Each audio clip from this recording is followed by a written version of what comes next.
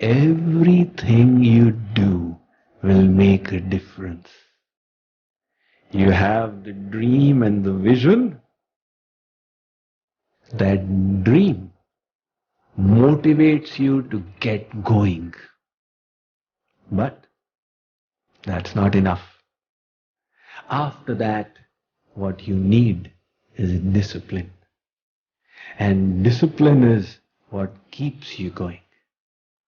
Discipline is the bridge that connects your present state with your dreams.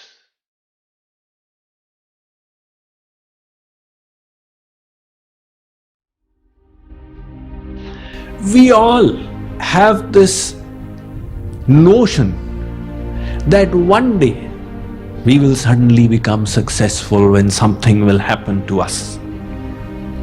Right now it is not, but it will suddenly happen. But that is never how anybody succeeds. Success requires improving yourself 0.1% at a time in little factors. Like for example, you could reduce your sleep by 10 minutes. Swamiji, if I reduce my sleep by 10 minutes, will I become a saint? No.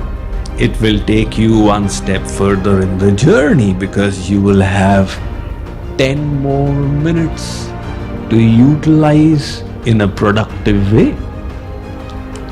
So, in the same way, you could improve your thoughts by 0.1%. You could increase your intensity of meditation by 0.1%. And if you keep doing this on a regular basis, slowly you find you've transformed so much.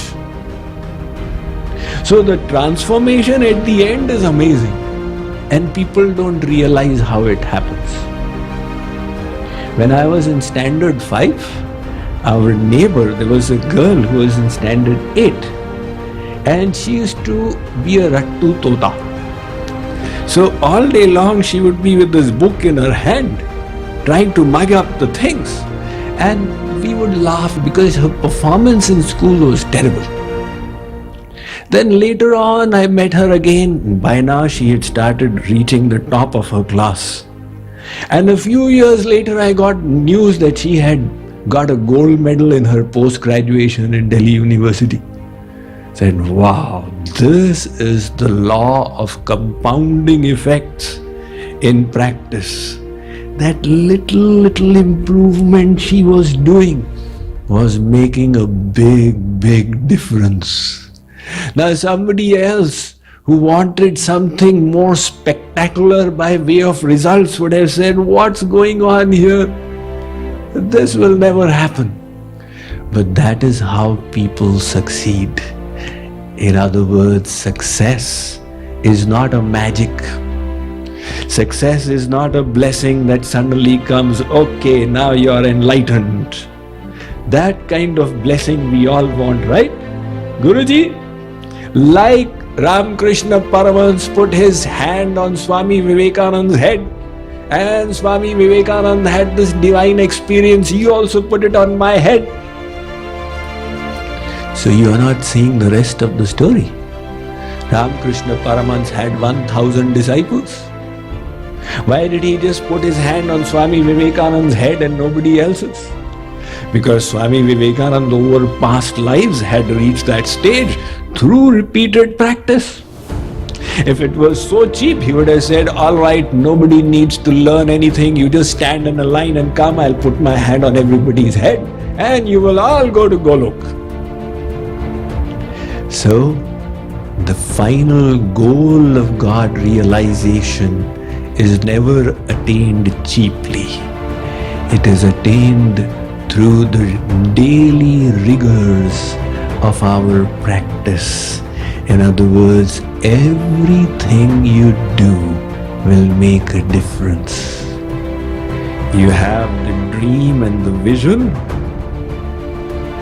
That dream motivates you to get going. You see, people are motivated. Some people are really motivated.